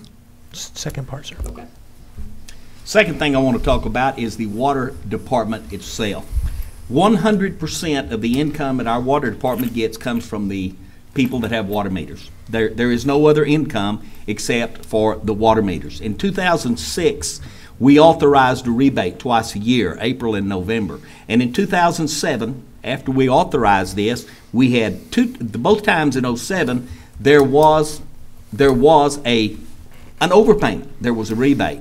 Since that time, this operating fund is kept at about 60 to 70%. Thus, there has been no rebates. However, some of the other funds, of the other areas of the water department seem to be flush because we are spending money that we should not be spending out of the water department. So my next question, is the money that the ratepayers are paying, is it being pocketed in the correct pockets so that we do not artificially keep one fund low and have other funds that are high and flush? And my idea on this and my belief on this is that we need someone to investigate this. We need to know where this money is coming from. We need to know how it is being distributed. We need to know the different funds and the different files that it's being put in. We need to know where the money is going and how it is going out. And this only can be determined by an investigation to follow the money trail. I don't think it's fraud. I have never thought that we have fraud. I think that things are being put in the wrong pocket. artificially kept low, artificially kept high. We have a problem. We have a serious problem in our water department. We have multiple problems in our water department, and we're not going to solve them by burying our head in the sand or looking other direction. We need an investigation to look into water billing, to look into all of these many different things that we are having problem with. We need to realize what the problem is, and we need to fix it. And we need the exact same thing done in the water department, where the money comes in, where the money is put, and where it is spent. And the only way to do this is to have someone come in and do an investigation. That's, if I can get 3 people to go with me, I'm going to ask for an investigation. Okay, Mr. Valenzuela. I do want to point out that, yes, Councilman, there have been issues in the past, and even currently there are issues that we're trying to resolve. We ask for your patience to allow us to work on those issues that have come up. Again, we do have a new interim director in that department at this point. As far as how the monies are being spent, monies are determined at the beginning of every budget cycle as far as how those monies will be spent in those departments. I prefer to make sure that any monies that are left over, that we do everything we possibly can to put it into a CIP plan to replace water lines or any type of infrastructure that needs to be replaced. I do understand the frustration, but to say that there is something seriously wrong with the department at this point, I don't agree with that. I think that there are some issues, but to say that the department is probably at a complete mess at this point, I would disagree with that. I will say that we will continue working with that department, with new leadership that we have in the department, to make things much better. And that is, again, as I mentioned a while ago, our commitment. As far as any type of investigation, I believe that that's up to administration, city management's office, the director that's in place at this point, to make sure that we address the concerns that have come up. Anything that's happened in the past has happened in the past. Those are certain things that coming in that I have addressed, and moving into the future and currently are issues that are being addressed, that are not being ignored. So again, I do ask, as I said a while ago, just for a little bit of patience while we work on the issues, the problems that have come up. I feel very strongly we can correct a lot of those. Okay, thank you. Mr. Adams? A few weeks ago, we had a meeting here at the convention center for the citizens of San Angelo to come and to voice their concerns as it related to our water department, and wasn't at the last meeting, but I did watch it. The mayor brought up a point that I would have brought up, the fact that the attendance in that meeting was disappointingly low compared to the number of signatures that we have on this petition. Also, when you consider a city with 100,000 people and 33,000 plus meters, 475 is a very low percentage. Now, if this were 30 or 40, even 20% of the population that we have on meters, I would say that we have a serious problem. But quite honestly, I feel that in all fairness to staff, current staff and incoming staff, that there were some mistakes made, and that, you know, I heard someone use the term witch hunt. We're not on a witch hunt, but I think that's what we're on. City charter says that we have to be audited annually, and we do that. And if anything, if there any anything that's imperfect there, that audit would bring that out. The audit company that we use, the audits are performed by an outside company. Those are not city employees that are doing that audit. Every city has billing problems in their water department. That is nothing new. I think we need to give the water department an opportunity, our new city manager an opportunity, people whom he has entrusted the responsibility to correcting this matter, an opportunity to work out these matters for these 475 people. And finally, I will say this, and this I'm sure everyone in the room knows this. People will sign off on petitions, online petitions, without even reading them the majority of the time. And so I submit to you that of 475 signatures that you have on that petition, a very, very, very low percentage of those residents are actually having the problems. Education is always going to be the foundation of successful relationships between city government and city residents. And I think that Ms. Farmer made a very good point when she talked about the billing and how our citizens are being billed. A lot of people didn't know that. That's been made known. That's important. But I think that we need to give city staff, city manager, an opportunity to deal with these 475 complaints and go from there and stick with the audits that we've had and trust staff to do what they've done, because we can't undo what's been done in the past, but we can definitely make sure that we don't repeat the same mistakes. Thank you, sir. Mr. Silvas? I just wanted to add that I totally agree with Council Morrison, and I agree with our manager, Mr. Valenzuela, that, you know, we as council members do get these email petitions, you know, but it is frustrating when I see a name, Joe Smith, and there is no contact number. There's no way to reply to them, you know. So I encourage those folks that are continuing to sign this petition to at least give us a number. Call us. Our numbers are all over the web. Our email addresses are out there. Call us or email us individually so we can at least make contact with them, to get them in contact with Tony Fox or Ricky Dixon or somebody. But don't just leave us out there in the dark, you know. It just, I see it all the time where I can't reply, you know. And most of the folks that contact me individually, I'll reply to them. I'll call them personally, set up a meeting, but we just have our hands tied. You know, we're trying. Okay, we hear you loud and clear that there is something maybe wrong out there, you know, water readings or meter readings or whatever, but at least allow us as individuals, as a council, to reply to you guys, you know, to you folks out there. So that's what I just wanted to say. Thank you. Mr. Silvas. Ms. Farmer? I believe we have had a problem and will have problems, and we're working on them. When I stop and look at the events of things in the last 12 months at the city and the changes that we have gone through in personnel at all levels at the city, the upheaval that we've had, the changing and moving back into our original facilities, the moves that have been happening, the weather situations and the water shortages. There's been a lot happening in San Angelo, Texas in the last 12 months. And that is not to say that each of your water bills is not important. It is very important. For most of you out there, you probably don't know, we as a council, if we're sent mass emails, we cannot respond to you. It's not that we don't care about your problem or we choose to ignore you, it's we cannot respond to a mass email. For those of you who've contacted me individually, I have forwarded your emails on to the city manager or the city attorney for the handling of that problem, or at the interim city manager, I've sent them on to him, and in each and every case, they have been taken care of. For Mr. Valenzuela to come in here and we ask him to hurry up his arrival date sooner than he needed it to be to fit his personal life and his commitments as a city manager where he was. There have been a tremendous amount of things put on his plate all at once.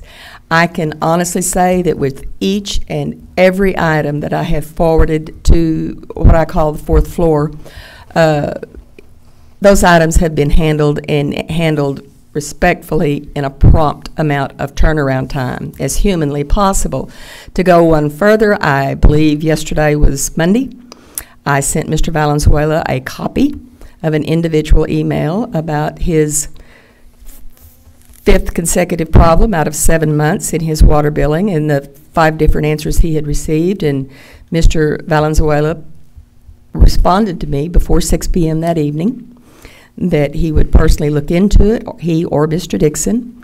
And I emailed my constituent back and told him that we were very sorry that Mr. Valenzuela or Mr. Dixon from the city would be contact him before the week is over. He sent me an email just a while ago to tell me thank you. I'm not going to read his name and address to everybody. That's his private information. But it turns out that Ms. Fox, on her way home last night, personally stopped at this gentleman's house to visit with him about his bill and the problems he was incurring. And come to find out, a simple matter of court or drive. And the mix-up in the house number, and now he wished that the same house number had not been used in those situations. And I thanked him. I'm extremely impressed with how Mr. Valenzuela handled the position immediately. Staff's handling, we do take this seriously. But there are lots of things to be considered before I am willing to call for an investigation, before the opportunities have been given to fix the situation. We've first got to know exactly what the problems are before we can fix them. Okay. Anyone else? Me. Okay. Mr. Alexander? Yes. Okay. You know, the term investigation has really not been defined to me. I don't see a problem with an investigation. I think this is about transparency. I think it is our job to stand up for the people, and the people are upset. I mean, 1.3% of the people have put that petition in, and I've always been taught that 1% is terrible. There's been entire lectures about what if we made a 1% mistake? I mean, how many babies would go? They did 1,000th of a percent mistake. They went through all this stuff. It causes massive problems for 1%. I mean, it's a lot of people. Okay, so you can't have, that's a bad standard in terms of customer service. I can assure you that 1% is a terrible standard to try to hit. It will cause a lot of problems, and I say that from experience from my own business. You know, what about the people that did not sign? They were not included in that 1%. This is a public image problem, and the question is, how do we solve the public image problem? It may take a little marketing. It takes being very open with the public. When we audit a department's procedures, it should be press release to the public. And what's an investigation? If everybody's honest, it's just hey, we want to see how this stuff happens. I want to know how a water bill is 0 usage 2 months in a row, not really 2 months in a row, 8 days separated. Okay, that's a problem. How does that happen? And then what do you do to rectify that? How do you find that problem? I want to know. How do you rectify that problem? How do you credit back the customer? These are all okay questions for council members to ask of the water department. Just tell us how you do it so that we understand what is going on over there, because when things go bad, they go real bad. And then our staff at the water department gets covered up, and it's tough to come to work each day and listen to the complaints, and it feeds on itself. The problem, I mean, really that to me is the problem, that these problems get so bad that they feed on themselves and they have a life of their own, and that's where we're at right now. This thing has a life of its own. The water department gets a bad rap anyway now. I mean, it's just coffee table discussion. What's your water bill like? Is your water bill right? It was a joke at a meeting I went to yesterday with 50 people in it. Somebody just pitched out a joke about the water department. That's because that's where we are right now. So we need to fix the public image, and an investigation is not going to hurt anything. It's not going to cost a lot of money. It's just that we want to know how these things are getting fixed, because that's our responsibility to the public. So I would favor an investigation. Of course, it's not a big deal, I don't think, unless it uncovers something, and then it's a big deal. It's not going to uncover something. I want to know how things are being rectified. That's all I want to know. And I actually have a follow-up that I can't discuss. Alvin, I have a follow-up I can't discuss because it's not on subject. I'd like to, on number 19, consideration, continue where I'm going with this. Yes, sir. Mr. Hirschfeld. I think Paul hit on a couple points, and I think there is some perception issue out there right now. A lot of it derives around, things that I think we've all talked about, and it's the customer service. My experience that I've had, and I've had a recent experience at water utilities, was great. Okay, I had a problem with mine. They fixed it. They were pleasant. Gave me the answer. Worked it out. We all have problems. Every business has problems. I have problems, and it's how we deal with those. And I believe that we've got the people in place. We've got a new city manager. We've got a new director, interim director, and I believe it's our responsibility to lay the facts out, lay our expectations out, and leave it to them to get the job done. And I'm confident with the staff that we have that they are going to get this done. I am very confident with that. And is it going to be perfect, immediate, tomorrow? No. But it's going to take time. That's the way any management style has got to be. It's got to be lasting. It's got to be solid. You've got to look down and do true root cause analysis of where things stand and where things are and try to fix those problems. So I have all the confidence it's going to happen. I have all the confidence in our staff that we're going to get there. I want to rely on them to make that happen, and we look back at another 6-9 months and we hold them accountable for doing that. But Paul's right. I mean, this has become a coffee table item. I mean, it really has. And we've got to get the perception off the table. And whether it's a 1% item or a 90% item, we've got to get that thing off the table. And that's kind of the recommendation. I will concur on that, but I don't think we need to be spending money for an independent firm to be producing audits right now. I think that's what we have staff for. And let's hold them accountable to the job that we're expecting with that we expect them to get accomplished. So that's my take. Okay, I think it's my turn now, and having everyone has spoken, and then I'll get to public comment. My perspective is fairly similar to what I heard Mr. Adams say and what I heard Mr. Hersfeld say, but my caveat is that one of the things Mr. Morrison said I think we should give direction on, and so my perspective is that based on the furniture purchase and the loss of confidence that goes with that, based on some different meter issues and some loss of confidence that's gone on with that, we have reached a point where the water department, and not only that, just personal complaints that I've brought to different staff members and Mr. Valenzuela, even just the way people have been treated at sometimes when they go in with a problem and how hard it was to get it resolved and that kind of thing. I think all of those things are being met head on. I think Mr. Valenzuela has made some decisions about the leadership of the department, and we see the result there. I think that Mr. Dixon and Ms. Fox and others in the department all are working toward making things what they should be, making them better, and I think we have to have some confidence that those changes are going to put us where we're supposed to be. And so I want to see that process move forward, and I don't want to support an independent investigation of the process.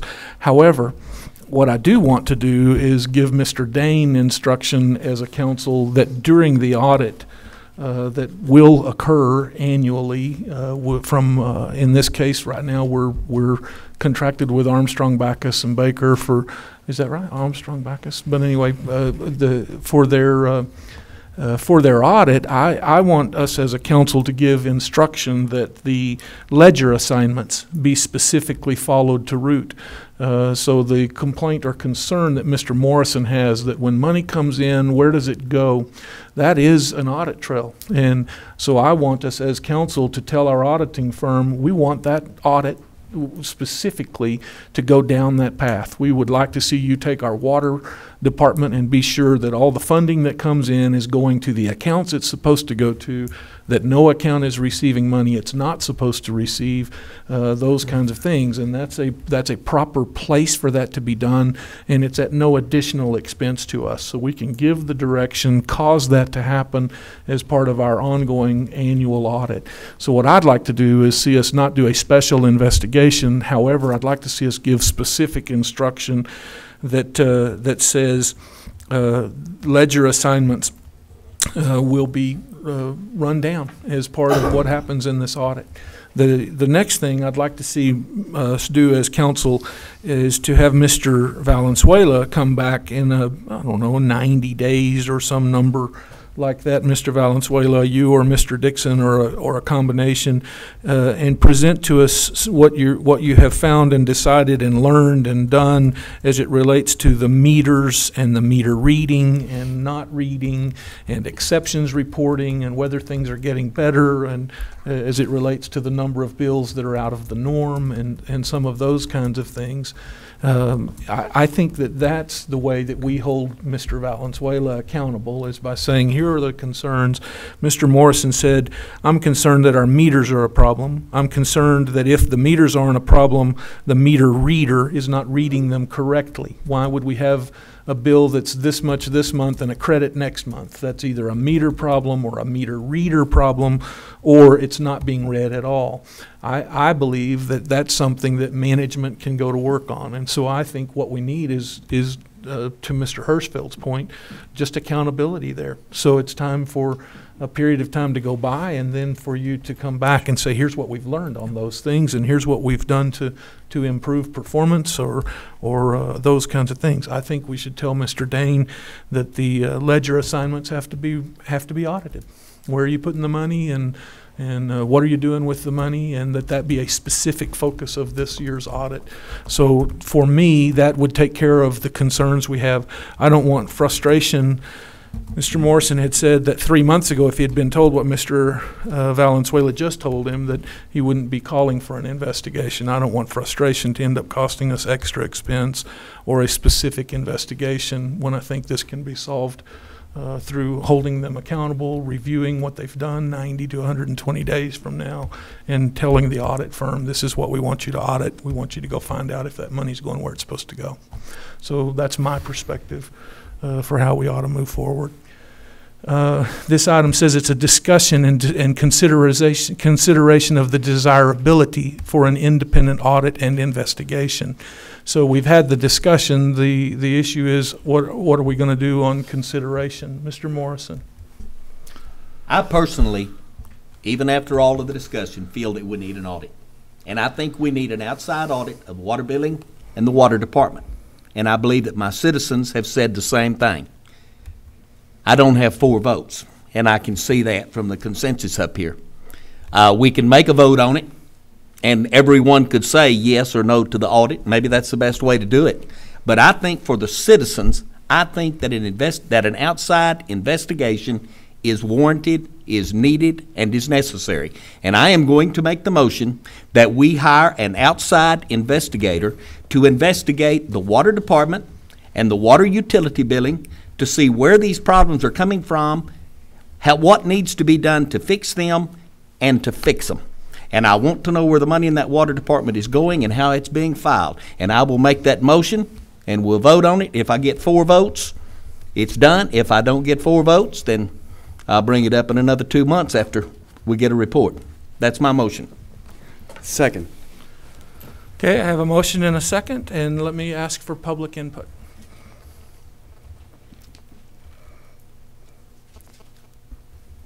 Yes, my name is Jim Turner. I've spent 20 years in the military and went through numerous IG inspections. Those were a normal part of life. And there were other command-directed inspections where you get down into the nitty-gritty of how things are going on. We have to be careful here in this situation that we don't get so hung up on the term audit that the only thing we focus on is money and paper. Because a lot of the problems I'm hearing sitting out here and talking to other citizens are not about money per se. It's about how we do business. And we don't do business very good a lot of times, especially on customer service. We've got some really good people who are really bad at doing customer service. And Mr. Adams, and a lot of this, you've got 475 people that had guts enough to go online and had internet access to take and stand up and say, I've got a problem. You've probably got 4,000 people out there that have got bad experiences with customer service within the city and have given up and don't have the time to get on the internet and go to one of these online polling places and say, we need an audit of the city. There's 4 different terms that we tend to use interchangeably, and we have to be careful that we don't get hung up on those. You've got an audit, you've got inspections, you've got investigations, and you've got reviews. We need to take a really close look at how things are going on in this department. And we probably need new eyeballs doing it. That doesn't mean we necessarily need to hire somebody from outside the city to do it. We've got good people within the city that know how to take and deal with customers. You listen to people who deal with different departments, you can tell how the good people are, the people that have great customer relations and great customer service skills. They should be helping get the places that don't have those customer service skills up to standard. City council needs to take and set these standards. There are performance measures and subjective and objective criteria for customer service, customer care, all of this type of stuff. I haven't seen any of those even mentioned either in council, on the website, or anything. Council needs to take and say, we need to come up with realistic, reasonable, honest customer service measures and objectives, and the city manager and city staff needs to come back and say how we're meeting those. You can't do a good investigation, you can't do a good inspection unless you've got a standard you're comparing against. You say we got lousy customer service. What is good customer service? What do we accept? Where are we at now? And what is our goal? We don't have that. That's something that can be done. And we've got people, once you give them that direction, they will come up with meaningful, good, objective, and good subjective standards on how the water department, how every one of our departments that deals with the public should be working. But right now, they don't have that tool, and they need that. And that's going to have to come from city council. It's going to take an awful lot of input from staff, because staff is going to be where what you're measuring even comes from. Council doesn't know a lot of that yet. But council is going to say, we will accept this level and nothing less. This is what we call excellence. This is good. This is unacceptable. So it's going to have to be staff saying, this is what we think these standards should be. Council saying, yes, those are exactly the standards we want, or no, those are not even close. Whatever it is. Well, we need to get those standards out, and then we need to hold people's feet to the fire and make sure that the public knows. This is the standard of service you can expect. If you don't, here's the phone numbers, both for the city staff, city council, everybody who has an input on that. And we don't accept anything less than excellence as our long-term goal. We're not going to meet it all the time. We're never going to be perfect, but we can sure be pretty darn good. Thank you. Okay, thank you. Other public input? If I might. Okay, Mr. Adams? Mr. Turner said something that I had not heard him or anyone else say as it relates to this audit before today. And what he said is it needs to be done, and not necessarily by outside people. When and I also need to clarify my position when I talked about these 475 people. I'm not saying that the rest of the city does not or did not have the gumption or the gall to make their issues known. What I said was, with a city of 100,000 people and 33,000 meters, 475 is a very, very low percentage. That's all I'm saying. And I agree that customer service is key in dealing with our citizens. But once again, if this had started out, we need an audit, and the audit could be done by people within the city, I wouldn't have a problem with it. If we have to pay an outside firm to come in here and perform an audit, and you can call it an investigation, but it's an audit, or you can, you talked about the audit, you talked about the review. When it comes to customer service, there would be more of a review, I would think, than or consulting, or as opposed to an audit or an investigation. But I do think it's very important that we bear that in mind. If I had heard 3 months ago, we need to do this, and we can do it inside, it just needs to be done, I wouldn't have a problem. But I do have a problem with paying someone to do it when we have capable individuals in the city who can. That's my issue. Because regardless to what you call it, when it's paid for, all the citizens of San Angelo are going to end up paying for it. Okay, let me call for the vote. It's been a good discussion and debate. The motion is to hire an outside group to come in and investigate the water department and its processes, and then the funding and where the funding goes. All those in favor, please say aye. Aye. Aye. Opposed? Nay. Nay. So I think we have 3 ayes, 4 nays. 3 ayes, 4 nays. Okay. I will move us now to item number 19, which requires no action, and item number 20. I have a couple of announcements, and then we need to consider future agenda items. The announcements. There are 2 things that I have been working with Mr. Valenzuela on that I think others probably should be part of, that Mr. Valenzuela is spearheading. Obviously, no more than 3 council members would be on either of these, but one of them was brought to me by someone in the community, and one of them was brought to me by another council member. And I think both of them merit work, and I think Mr. Valenzuela is moving that process forward. I thought I'd find out if any council members want to be part of one or the other of these processes. So one of them is the railroad work that we talked about, Mr. Valenzuela, and he's working the railroad work, okay? Ms. Farmer, you're going to find out that you're interested in both of them, but I'm not necessarily sure you ought to be supporting both of them, so you might want to choose. The other one is about housing, okay?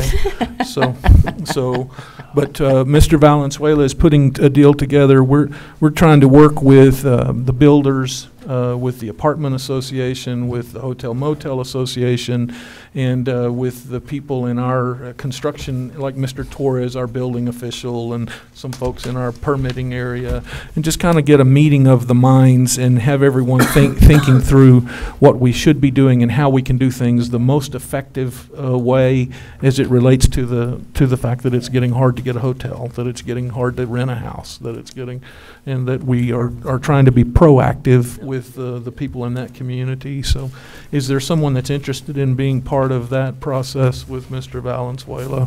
Housing. Okay, Mr. Adams would like to be part of it. Is there anyone else that wants to be for sure part of that? Okay. The other one is, Mayor, yes, ma'am. both items are passions of mine, so if you choose and need a spot, I'll let you. Well, I think I'll take the housing for sure, and I may take some of both for that matter. But the other one, based on the Ports to Plains present representation you have, I thought you'd probably be part of that. Like I said, I thought you'd want maybe to do both, but probably should do one. Mayor, question. Yes, sir. When you say be a part of, what are you talking about? Well, Mr. Valenzuela will lead the charge, okay, and he'll put meetings together, but I just mean going to the first meeting, seeing if there's any ongoing action necessary from a council member or support of it or that kind of thing. But okay. I want to make sure that we're working as hard as we can to do what we can to make the building of houses. You know, I hear of man camps being built here and those kinds of things, and I just want us to have good conversation and be on the same page, and staff to be as knowledgeable about what's wanted, desired, and some people in the community are trying to make happen, and maybe up front trying to help those people in the community know how to move forward as quickly as possible, or those kinds of things, and have conversation about the boom and bust nature of things and how much housing do you want and how many. Just have a conversation and see where that goes with a lot of people in the private sector, though, involved, because they're the ones that are going to make this happen. And so that's the big idea.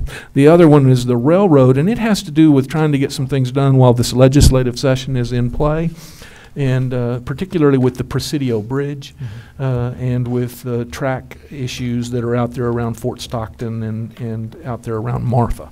And so I'm trying to get some things done there. So who would like to be involved in that railroad? I'm happy to be on. Okay, so Mr. Hirschfeld on the railroad, Ms. Farmer on the railroad, and then I have Mr. Adams and myself on the housing. Is there anything else anybody'd like to take on in that stuff? Okay, those are my announcements. The future agenda items. Mr. Alexander, you had said some stuff earlier about some future agenda items. But you started addressing it. This is the first time I've ever heard it addressed. Okay. Listen, the public is saying to me that we do have a Klein Shell boom coming. Is the city ready? The answer is no. No, you're not. You're not ready, and I get a lot of this. Our constituents at the county level are saying we're not ready. And then I had some people talk to me about other towns with these booms and what they're doing, and they're emphatically saying we are not ready, and they're telling me why we're not ready. And I look at the concerns in the water department, and that's a yellow flag to me that we're lacking some sort of organizational adaptability to changes or changing circumstances. It indicates that there may be a lack of flexibility and creativity to adjust to meet new challenges fast enough to avoid festering problems that compound on themselves. That last part is the most important. These problems compound on themselves when we don't think fast enough, react fast enough. And that is my worry when it comes to the Klein Shell boom, is that we just take too long to jump on these things. And I think we need to be fast, and maybe we need to have a discussion about that. For example, we said that we're going to come back with the water department some results in maybe 3 months. Well, 3 months. What if we had come back in 3 months again with the same measures? So it takes 6 months to know if we're going forwards or backwards. 6 months is forever when you have a problem. Okay, we got to be much quicker, much more flexible, and much more aware of what's going on to meet the problems that are going to confront us with these man camps and whatever happens with an oil boom or roads rotting away. I don't think we are ready. And I want to have a discussion about flexibility and moving, and where we need to be aware of where problems may happen. And I want the entire council to be aware with conventional thinking, not individual thinking. So in other words, just talk about it, think about where the hot spots are, and be ready for changes and react to them quick. And that's future agenda item. Would you actually like to be on this housing deal also? I'd welcome you on. Yeah, let's put me on it. That'd be wonderful. Put me on it. That is a good one. Excellent. Okay.